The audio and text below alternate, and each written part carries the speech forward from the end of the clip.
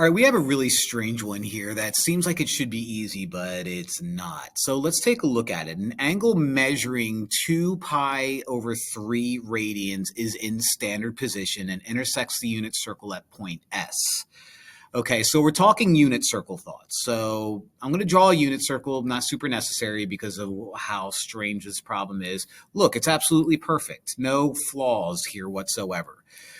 It gives us sine of our angle equals -1/2, and it also gives us cosine of our angle equals √3/2. What is the y-coordinate of point S? Now, when we're dealing with unit circle, we can use the fact that our x value is cos theta, our y value is sine theta, right?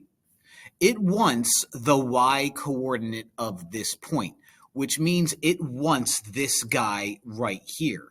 And it tells us what this guy is.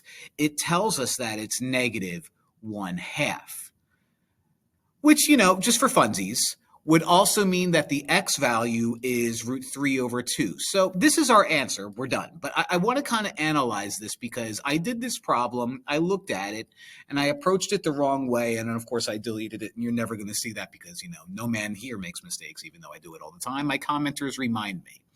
This point lives right here. And you're like, hold on, time out. Wait a minute.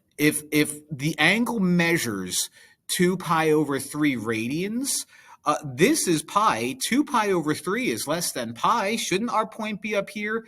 Yes, if you're going in the positive way.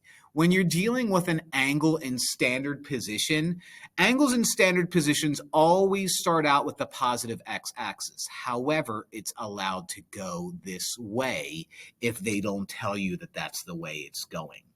So kind of a tricky problem. Not a big fan of it because initially when I did this, I went this way and I figured out that my dot should be up here, but it doesn't say that it has to go in the positive direction. So it tricked me. And I don't like being tricked. I don't like being fooled.